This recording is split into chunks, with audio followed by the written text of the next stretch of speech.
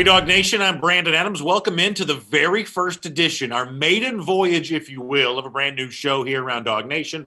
We're calling it the DawgNation Happy Hour. A look at the action around the UGA, the SEC, and all of college football for the week. It's poured by our friends at Classic City Lager, and it is a pleasure. Welcome in John Stinchcomb here to the broadcast. John, does it make you nervous know that this is the first time this show's ever taken place? There's no track record, no benchmark to compare yourself to. This is literally the ground floor of the DawgNation Happy Hour, poured by Classic City Lager. So thank you so much for being a part of it.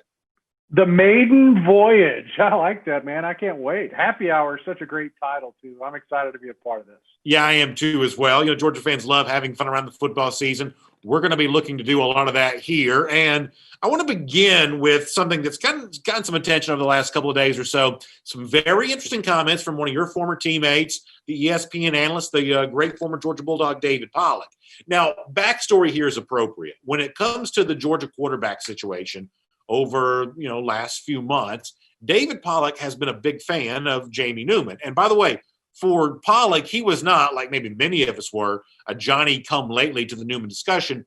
Pollack, and there's audio evidence to prove this, was a big fan of Newman's even back when Newman was playing at Wake Forest last season. But obviously, Newman has chosen to opt out. He's not going to be available for Georgia here this year. It's a quarterback competition now involving JT Daniels and D'Wan Mathis. But Pollack's opinion of the Georgia quarterback situation has not been made more confused or less certain because of the absence of Jamie Newman. Pollack is as certain as one can be about who he thinks should start. He was asked on the recent ESPN CFB podcast between Daniels and Mathis who his guy was. David didn't hold back with his opinion. This is what David had to say. You know where I'm going with this, bro. I think I've made it pretty clear. I think it's Mathis. I know JT has all the starting experience, but this DWan Mathis kid he's got some ability, man.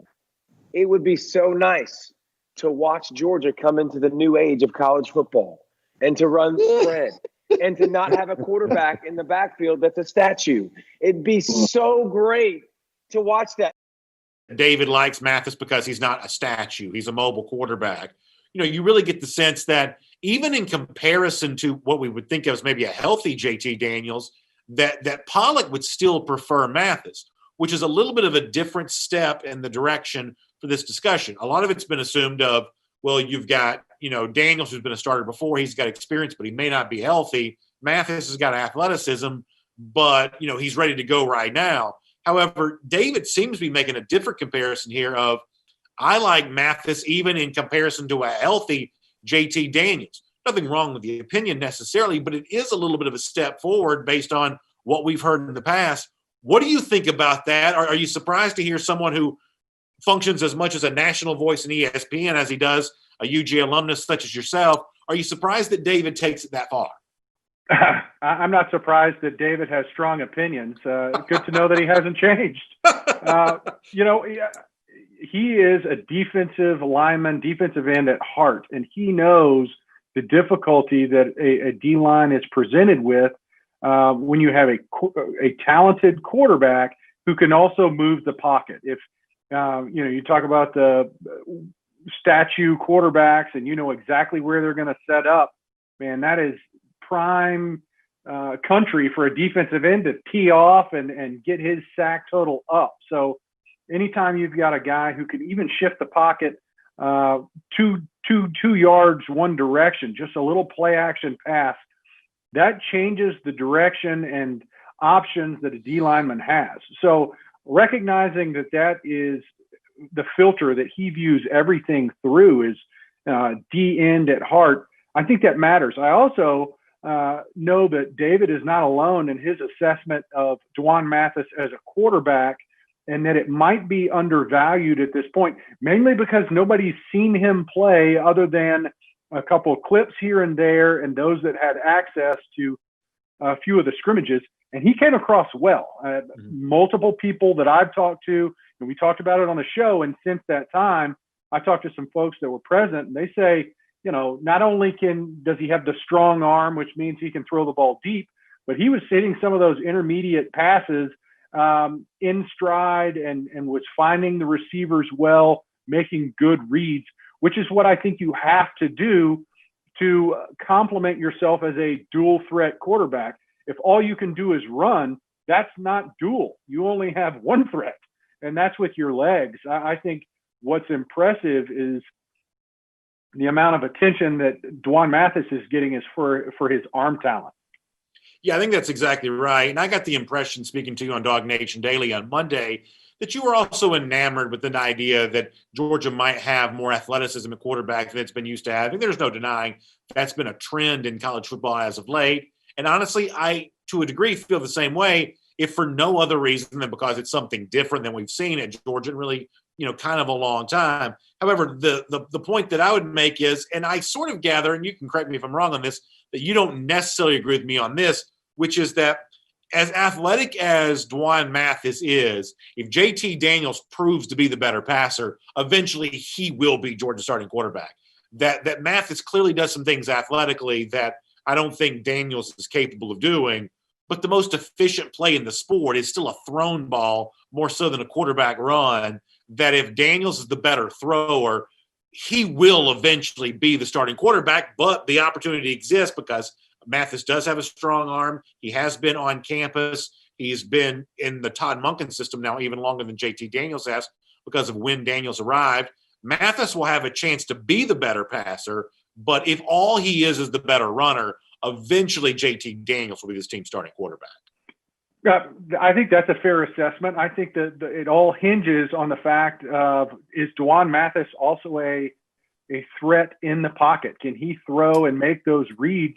And what I like is with these dual threat quarterbacks, the transition that has occurred from the offensive coordinator position. They've tried to clear up things. They've tried to reduce the amount of reads and complex thinking that a quarterback's had to do, not because they can't, but because it can be done from the sidelines. You can attack defenses by formation and route combinations. I think the sophistication of the game has actually made it simpler for the quarterback and their ability to go from A to B quickly. And for any decision maker, what they want to be able to do is when X happens, I go to Y. If Z happens, I go back to my other options. I ran out of letters. I started too late in the alphabet, but you understand what I'm going here. You try to make it. Linemen have been confounded by alphabets before, John. Stinking thing. I started with X. You always start with V. I knew better. Right. So, the sophistication of the game has actually made it simpler for the quarterback once the play has started. And you want to be able to go 100 miles per hour without spinning your wheels. And I think what we've seen is that the progression of the game has made it a little bit clearer, probably is a better term than simpler, from the quarterback position. I want you to hear a little bit more from David Pollack, going into more detail about what it is that he likes about D'Wan Mathis and kind of comparing this to a recent situation in Georgia's past. Very, very provocative words here from David Pollack. Here's more from him on the ESPN CFB podcast. Kirby Smart had an opportunity a couple years ago when he had Justin Fields and Jake Fromm. Jake Fromm, it took him to a national championship. Jake Fromm, talent-wise, you knew was far behind Justin Fields. Kirby probably made the right decision. Kirby played the guy that gave him the best chance to win at that time, which is 100% was Jake Fromm. You got an opportunity now with Mathis and with Daniel. Daniel is more ready to play right now. He's got more experience. He can throw it. He's got a great arm. Mathis has a better arm. Mathis has more mobility. Mathis has more of what Justin Fields was as opposed to what Jake Fromm was. But Mathis, you're going to take lumps. He's raw. He has things he has to learn. So I think Kirby this time goes with Mathis. Listen, I have no inside knowledge whatsoever, by the way. None. It just makes your offense more dynamic in so many ways, having that running quarterback, and it makes life easier as a play caller.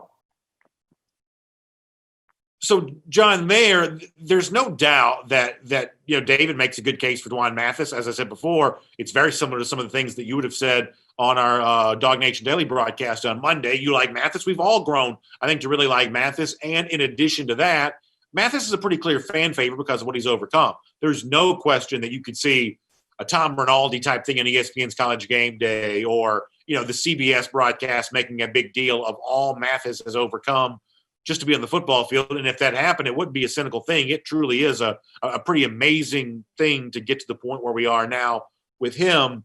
But beyond that, the JT Daniels story for me is a little bit weird, where it seems like, and there just may not be a good answer to this. Kirby Smart is the one who knows, and he may just not want to tell us. But it seems like there's been a downgrade in conversation around JT Daniels. He's gone from being, we assume he's going to be ready to go, to now he's hopeful that he's going to be ready to go. And as recently as Wednesday, Smart essentially is insinuating that'd be a game time decision if he was cleared to play. From a health standpoint, it seems like there's been a little bit of a downgrade in the discussion. He has gone from splitting number one reps with Jamie Newman to Newman opts out. Now he's splitting number one reps with D'Wan Mathis.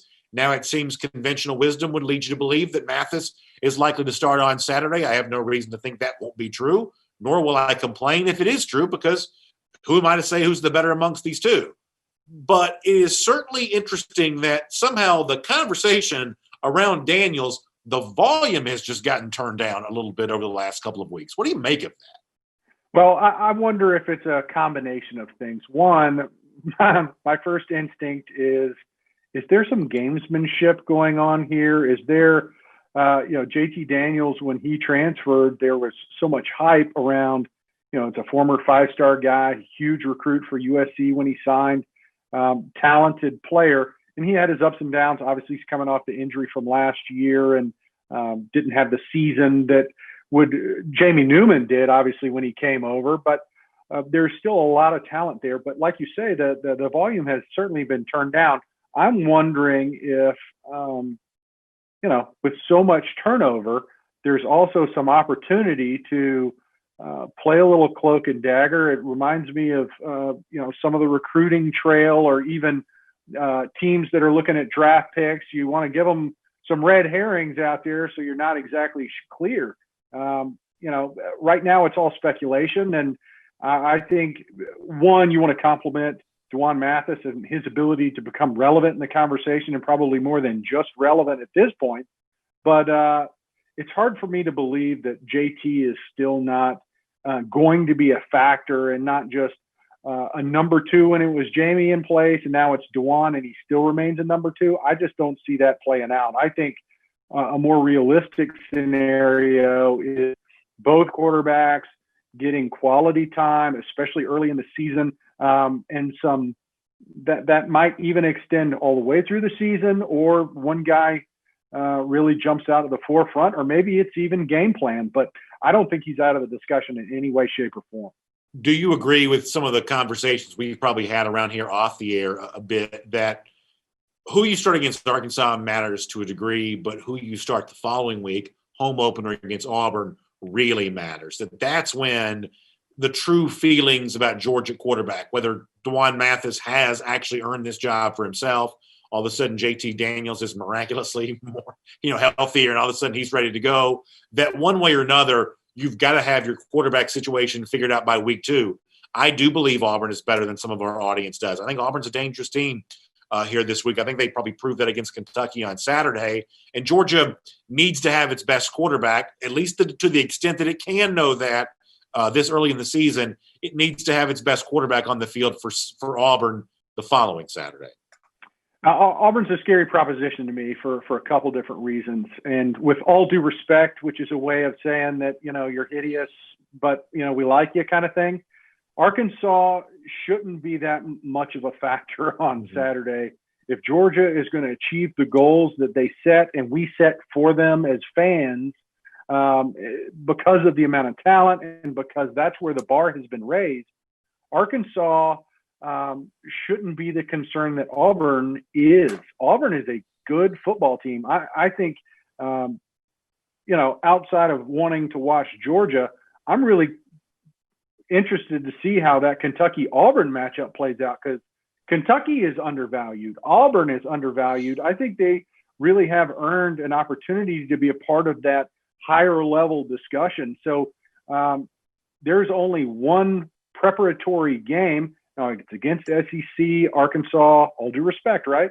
But that's only 1 week before you're going into Auburn, and you better know exactly who you are, who you want to be against a quality team that very much could shake up early on in your season your pathway to reach your goals.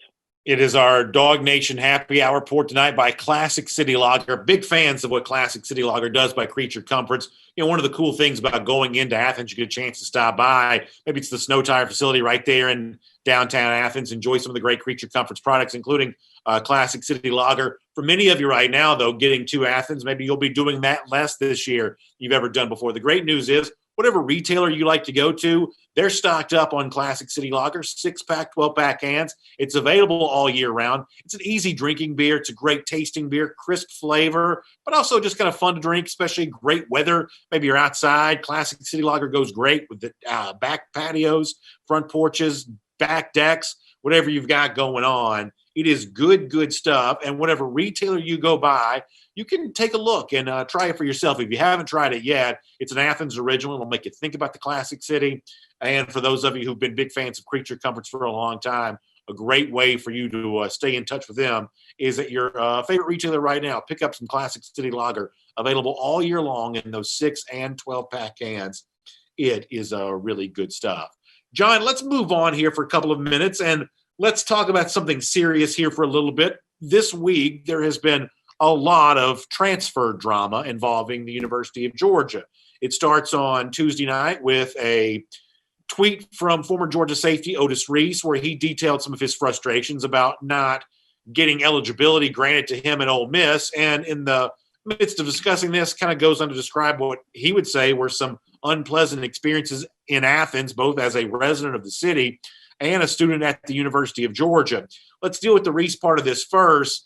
You know, out of respect for Reese, who's a former Georgia player, and local law enforcement who's kind of implicated in some of what Reese has to say, I want to hold off a little bit on making too many specific opinions about what Reese may have experienced. I just personally feel like I need to know more about that to know what may have gone on there. The one opinion thing I do feel comfortable saying, though, is one of the things I don't like right now is the way in which sensationalized claims, and we'll find out maybe later on how much of Reese's words here kind of fall into this, but there are lots of examples in college football right now where sensationalized claims seem to be incentivized by our current transfer structure, where some players get immediate eligibility and who really knows why. Some players don't get immediate eligibility, who really knows why. Some players don't get any kind of ruling from the NCAA at all, and who really knows why. And if I was a player forced to sit out but wanting to play, it would be easy for me to say, well, maybe I just need to shout a story as loudly as I possibly can, make it sound really intense so that maybe my situation will get some attention. Honestly, if I was a player, I might be tempted to do the same thing. And we'll find out the veracity of all these claims, not just from Reese, but a lot of players who are putting that out there, former Gator, Cade Mays. There's a lot of that kind of stuff that's out there right now. But boy, there's something about the system that I don't like right now in the way that it kind of cultivates these kinds of stories as what appears to be at times a way of getting immediate eligibility. Is that unfair for me to say it that way?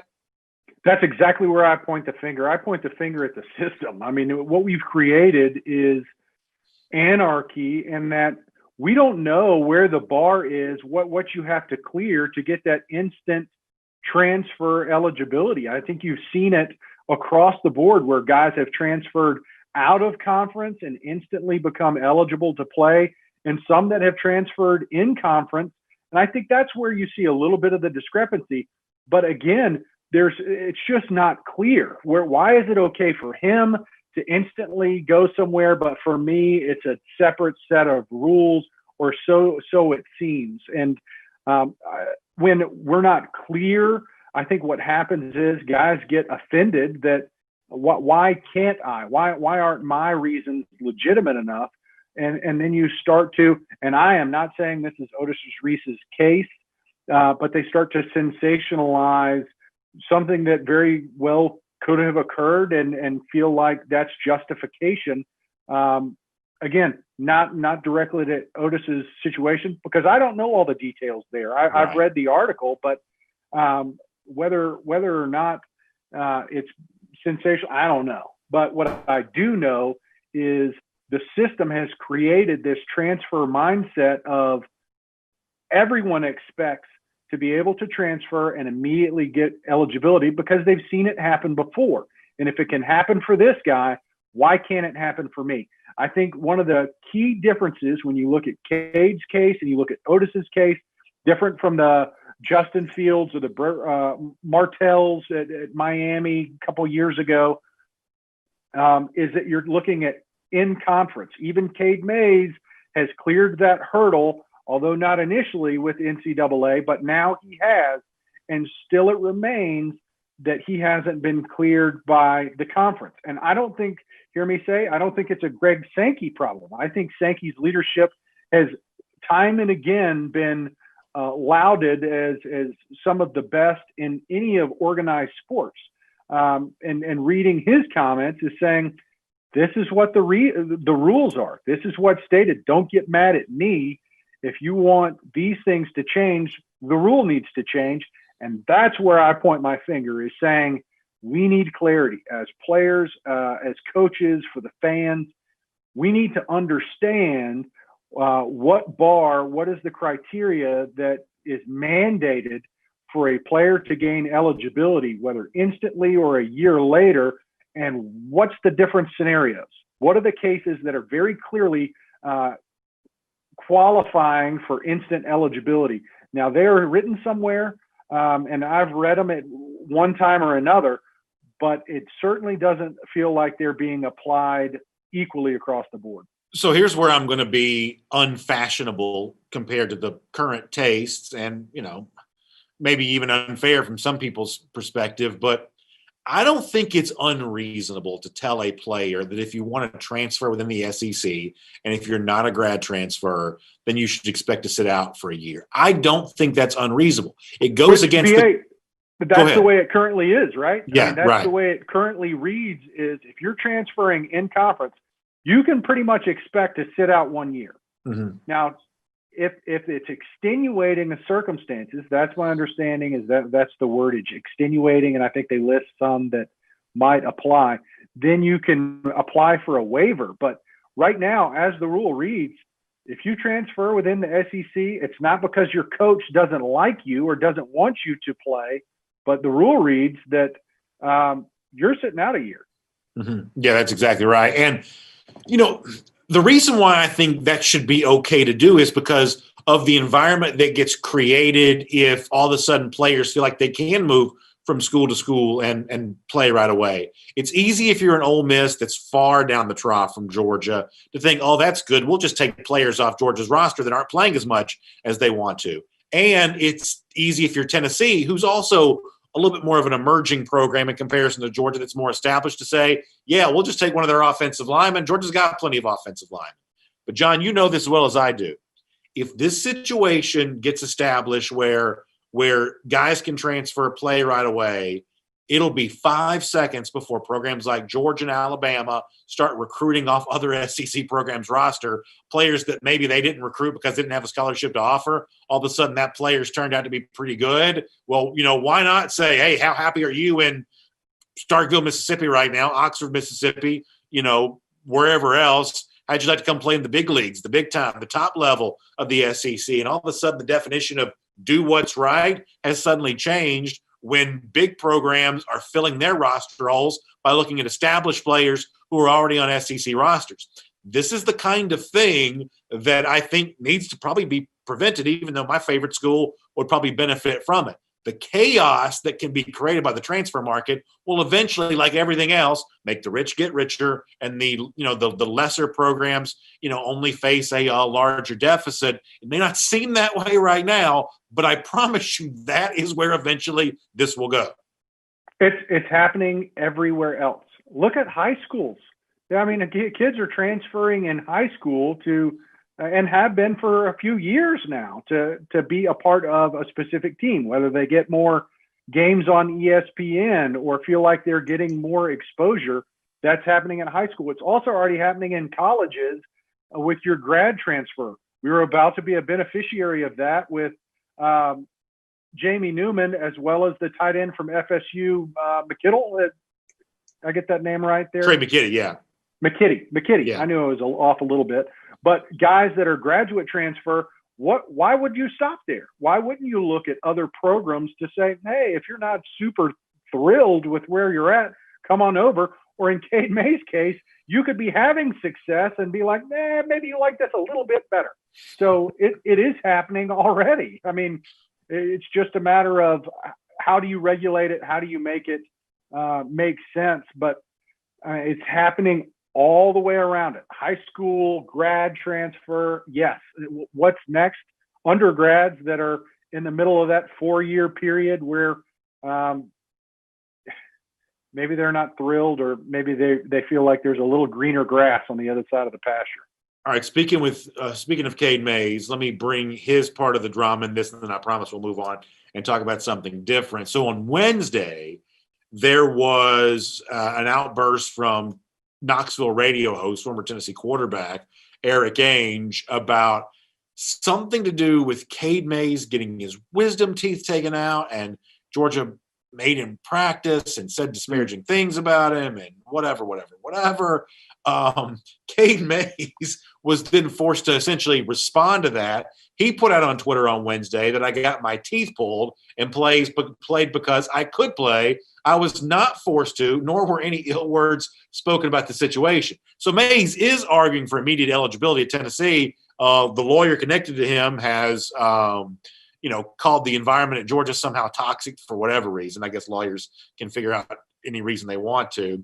But in this particular case, though, Mays totally pushing back on the accusation from the former Vols quarterback Eric Ainge.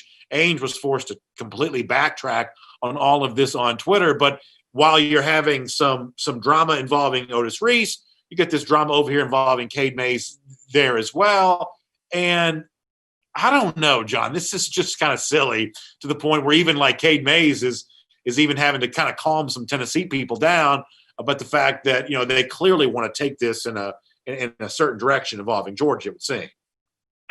Well, hey, the situation was very toxic, but it had nothing to do with his wisdom teeth. So I appreciate the fact that at least he pointed out, I mean, yes, I had all these issues that were egregious. I'm assuming that's the case because that's what we hear coming out of this situation. But his wisdom teeth weren't a part of it, which is good. I think what we hit on at the top of the show is we've sensationalized or possibly have seen stories that get a little too much push and credit for the reason for and justification for these transfers to receive instant eligibility. Whereas Cade's like, let's pump the brakes on this one. Although I do feel like I've earned instant eligibility, my wisdom teeth isn't the reason why. Can I give you a little known fact before we move on? Please. This conversation, the only time that wisdom and Tennessee have ever been used in the same sentence. So true. I love it. One more slightly serious point on this. So I had some Georgia fans for that matter. Pardon me? And the fact that there was teeth involved. So that's exactly right. Yeah, full set in this case. I've had some Georgia fans ask me, should you be worried that programs will use what May's attorney has said, use what Otis Reese may have said, what he feels like he's experienced, use that as a way of negative recruiting against Georgia? And my honest belief on this, John, is that I don't think that's going to be a problem. And I'll tell you why. Clearly, programs are going to try to use it. And to be frank, Georgia probably negatively recruits against them as well. All is somewhat fair in love and recruiting when it comes to the SEC. But ultimately, the recruits and the players currently on the roster, they are just much more intimately acquainted with the program. The assistant coaches, the head coach that are part of that, the environment they create. Someone may try to tell them, hey, did you hear Cade Mays? He said it was toxic. Hey, did you hear Otis Reese? He said he had an unpleasant experience.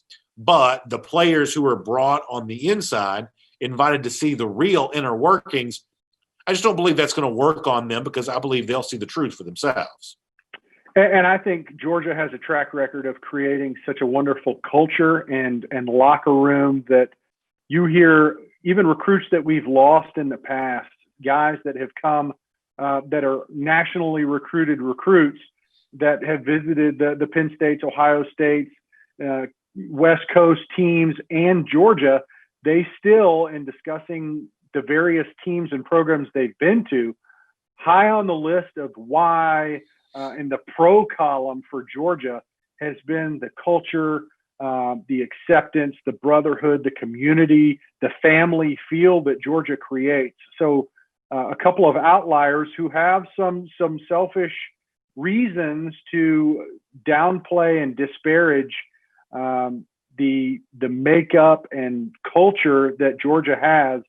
I don't think that carries the weight that the track record Georgia has created, and hopefully rightfully so, in that there is community there. There is respect and accountability and a family atmosphere that everybody seems to be drawn to and see that as a strength rather than a detractant.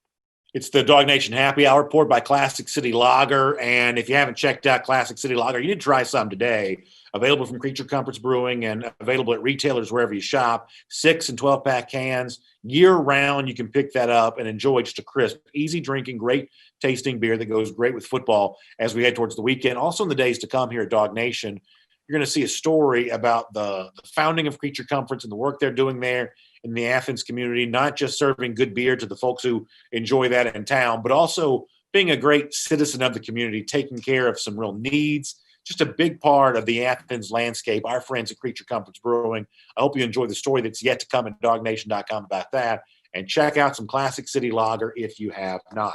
All right, so let me do this, and I'll show you this on the screen here. The Georgia uniforms for Saturday, I'll get back to a little bit more fun topic, unveiled the throwback to 1980, the red pants, the white jersey. John, I love these. And listen, I'm a pretty traditional guy, so typically I like things to somewhat stay the same, but this is a little bit of a throwback to my childhood. Reminds me a lot of what I'm not old enough to remember 1980, but in the 80s, these were the uniforms that Georgia was wearing for road games. I am so excited that Georgia's wearing these on Saturday. I think they look awesome. What do you think?